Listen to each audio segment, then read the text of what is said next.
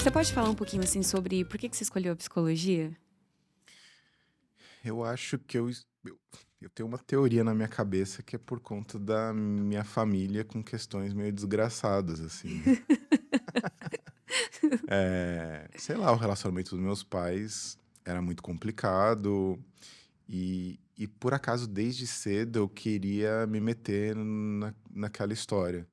Queria me colocar no meio dos dois, queria ouvir os dois lados da história e queria resolver, sei lá o que eu queria resolver.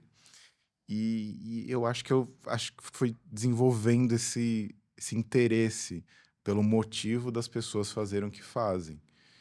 E, e como eu tive uma adolescência muito, muito, muito virgem, assim, a melhor coisa que eu conseguia fazer em relação às meninas era ouvir o que elas tinham para falar so- Agora eu entendi muito, muito virgem. sobre as questões afetivas delas. Então, eu acho que eu desde cedo fui muito conselheiro, com zero experiência, mas eu acho que eu tinha boas percepções das coisas.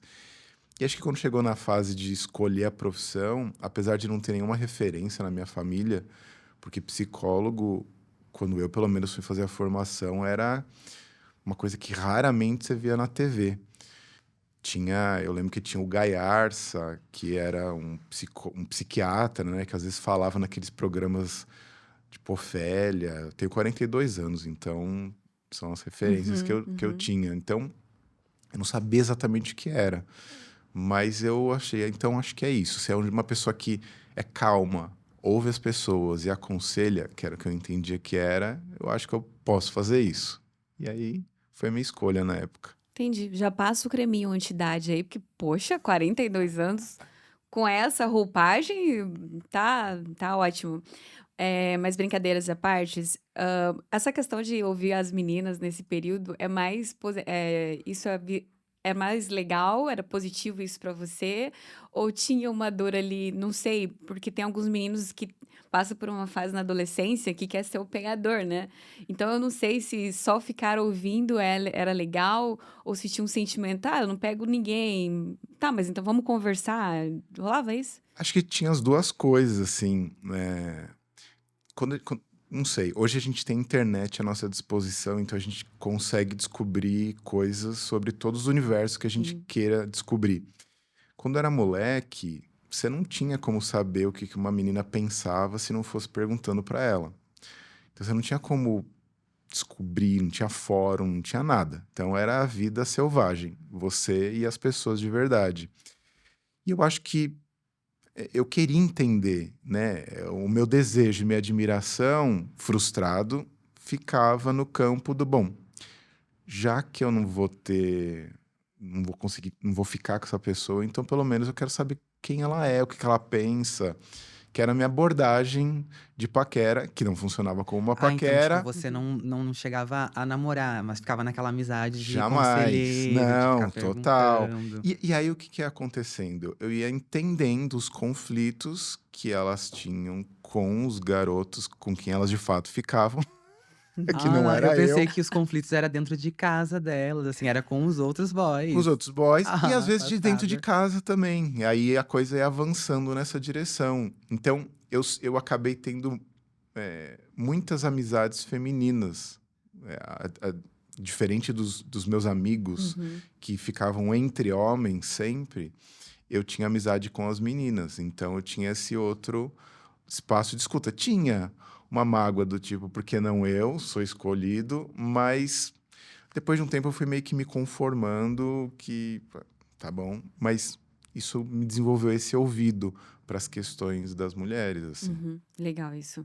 Agora trazendo essa aqui para a atualidade, essas questões, quando hoje em dia, eu imagino que as pessoas que procuram psicólogo têm as questões de identidade de gênero, que a gente estava conversando um pouco antes das gravações, e aí talvez a identidade, a escolha, e aí a gente tem a galera do profissional do mercado adulto, que também. Você tem clientes, garotas de programa, acompanhantes como clientes? Tem, né? Sim.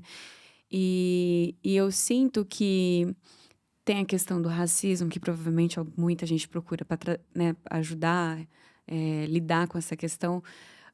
E o que eu sinto, às vezes, de queixas de alguma dessa galera é que os profissionais, alguns profissionais, lógico, ainda não estão preparados para lidar com essas questões, principalmente quando é mercado adulto, né?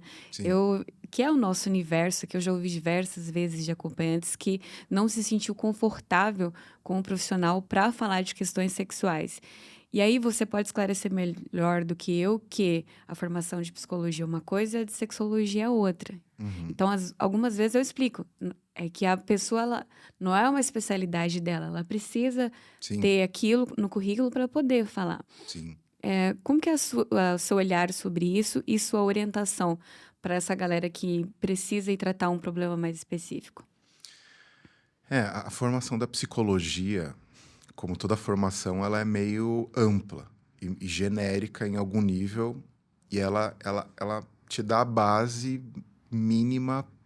No caso do Brasil, você ainda, assim que sai da faculdade, você estaria habilitado para clinicar, né? Em outros países não é assim, você tem que fazer uma pós, uma formação, então a formação para um clínico é ainda mais demorada. O que você vai fazer são especializações clínicas, que vão te habilitar em certas abordagens, em certas temáticas.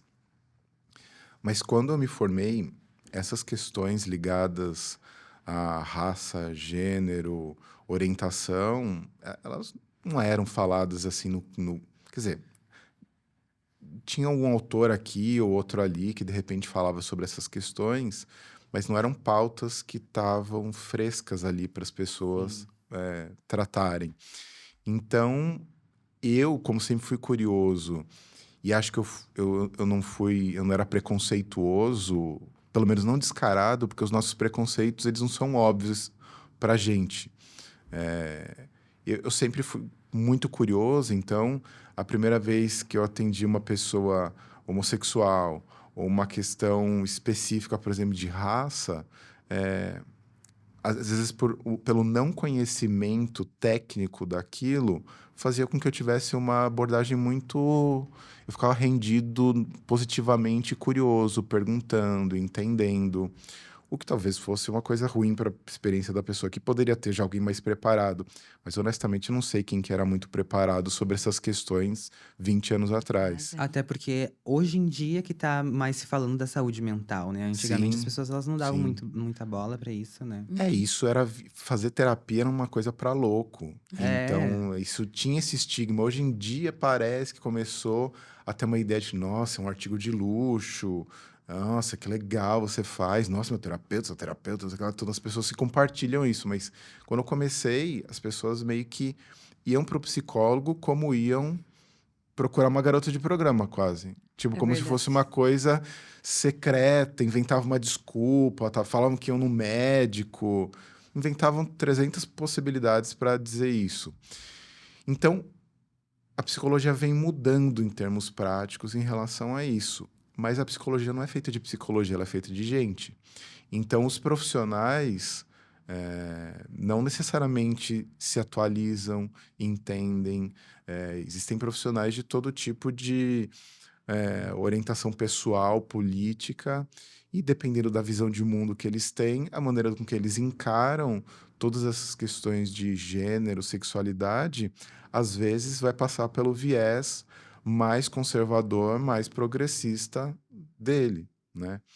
Então, existem profissionais que acham que estão preparados, mas para fazer um tipo de abordagem em relação a uma pessoa que tem questões dessa natureza, que seria restritiva. Do tipo, muda isso, não faça isso, você vai ter que se esconder, você vai ter que engolir, você vai ter que se adaptar. Olha aí o que a sociedade de fato quer que você seja uma dona de casa, recatada do lar, é isso que você tem que ser. E tem outros que eu entendo que teriam mais preparo nesse sentido, vão ouvir as questões como qualquer outra questão, de como são os conflitos dela, com as adaptações dela, com as descobertas dela. Então, é ainda uma questão nebulosa. Então, os profissionais precisam se atualizar nesse sentido, não só tecnicamente, porque honestamente eu acho que essa talvez seja a parte mais fácil do processo, mas a mais difícil é você psicologicamente, pessoalmente se abrir para essa questão, para não ficar fazendo caras e bocas, por mais que você ache que tá fazendo cara de copo d'água, sabe? Então, você tem que estar aberto de fato. Aham. Eu tive uma. Engraçado isso que ele falou. Era vergonhoso procurar um psicólogo igual a garota de programa, porque quando eu fui procurar psicólogo, também fazer terapia, até pouquíssimo tempo atrás, sempre que eu falava que eu procurei que eu fiz terapia, eu já justificava. Eu tinha que dar uma justificativa, O tipo, porquê que tu ó, não procurou. sou louca, mas eu precisei de uma terapia. Uhum, exato, Eu nunca me justifiquei isso por ser garota de programa, mas eu me justifiquei fazer terapia. exatamente. Então, e foi antes de trabalhar como acompanhante. Quando eu trabalho, depois hoje eu consigo lidar com muitas questões assim, eu faço as perguntas que, sabe, eu consigo entender muita coisa e eu leio também muita coisa. Mas é muito legal essa questão. Foi bom pra você? Pra mim foi ótimo. Então, pra ficar melhor ainda, clica aqui no link abaixo e saiba mais sobre o Fatal Premium.